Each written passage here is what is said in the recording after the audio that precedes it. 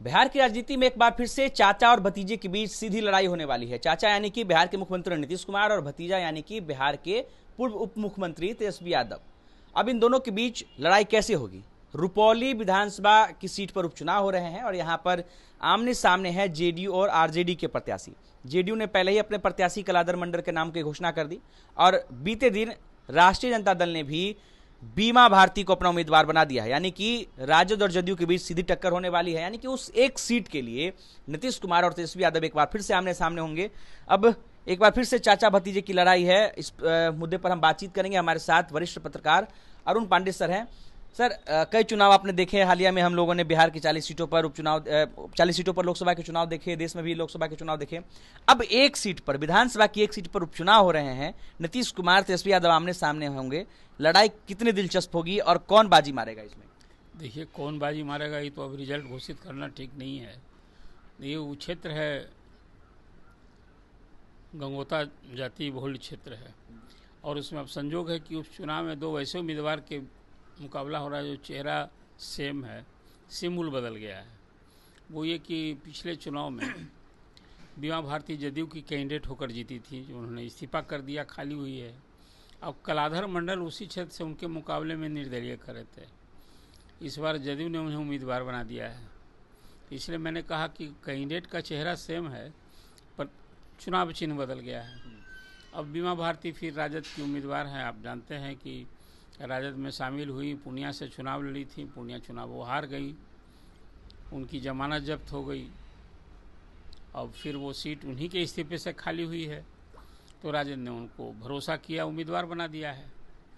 तो ये दो उम्मीदवारों के बीच तो मुकाबला होगा। आपने ठीक ही अपनी भूमिका में बात कही कि अब राजद और जदयू के बीच फिर सीधी लड़ाई होगी इस चुनाव में, जैसे पूर्णिया में हुई थी।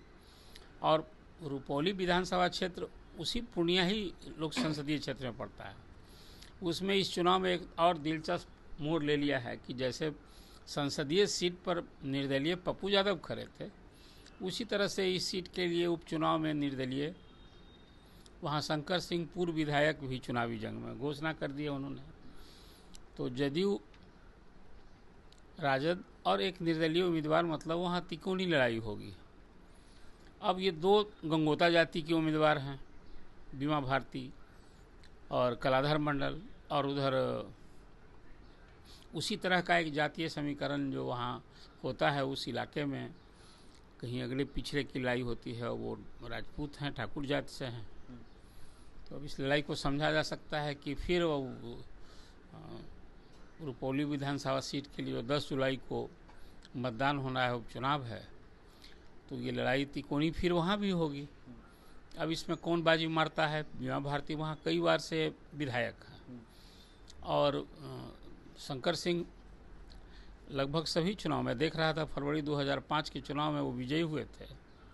वो वही चुनाव था जिसमें कि विधानसभा भंग हो गई थी और बाद में फिर नवंबर महीने में चुनाव हुआ था। इसके बाद सरकार बनी थी। तो इसके बाद शंकर सिंह प्राय उन सभी उसके बाद के सभी चुनाव में लड़ते रहे हैं और वो लोजपा रामविलास की पार्टी में थे। अब इस बार उन्होंने चुनाव के पहले इसलिए कि अब लोजपा और जनता दल यू एक गठबंधन में, एनडीए में है, तो गठबंधन दल में उन्हें तो टिकट मिलता नहीं, इसलिए वो निर्दलीय लड़ेंगे। वो पार्टी छोड़ दी है उन्होंने।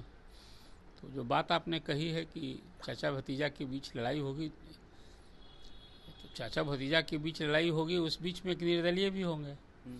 तो अब तो ये देखना बड़ा दिलचस्प होगा कि बीमा भारती अपने चुनाव क्षेत्र रुपौली में इस बार फिर अपना जलवा बिखेरती हैं, वो सीट बरकरार रखती हैं कि इस तिकोनी लड़ाई में कहीं फिर पूर्णिया। एक सवाल मेरे मन में आ रहा है कि देखिए, ये तो कैंडिडेट की लड़ाई है, सब लोग जीतना चाहेगा, लेकिन जो पार्टी है जैसे जेडीयू हो गई या फिर आरजेडी हो गई, तो क्या ये एक सीट के लिए ताबड़तोड़ सभाएं, रैलियां करेंगे? यानी नीतीश कुमार फिर से जाएंगे प्रचार करने, बीमा भारती के खिलाफ वोट मांगने?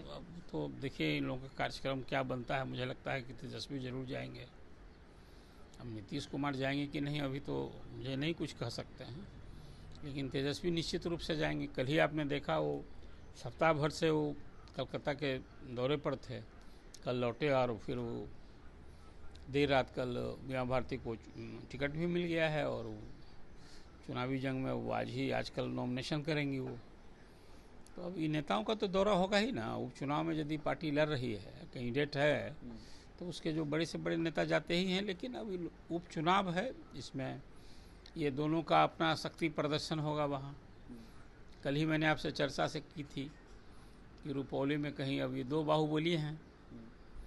अवधेश मंडल जो बीमा भारती के हस्बैंड हैं, वो भी वहाँ एक बाहुबली की छवि है, और उधर फिर शंकर सिंह की वैसे ही छवि है। तो रुपौली विधानसभा सीट का जो चुनाव है, अब वो 3 दलों के बीच तिकोनी लड़ाई है।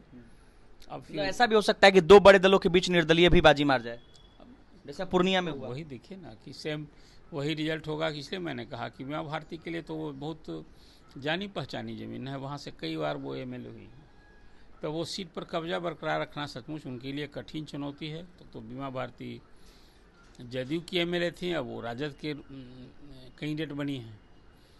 तो अब देखिए, तो नतीजा आने दीजिए। कुछ जनादेश जनता पर भी छोड़िए, जनता किस पर भरोसा करती है। चलिए, लेकिन ये आप कह सकते हैं कि ये रुपौली विधानसभा सीट के लिए जो 10 जुलाई को उपचुनाव होगा, वो बड़ा दिलचस्प हो गया है। चलिए, तो रुपौली की सीट पर जो चुनाव हो रहे हैं वह दिलचस्प है। वहां पर चाचा भतीजे के अलावा निर्दलीय उम्मीदवार भी मैदान में, यानी कि वहां की लड़ाई जो है वो एकदम त्रिकोणीय है, और कौन बाजी मारता है ये देखना बहुत ही दिलचस्प होगा। अनिकेत कुमार, बिहार तक, पटना।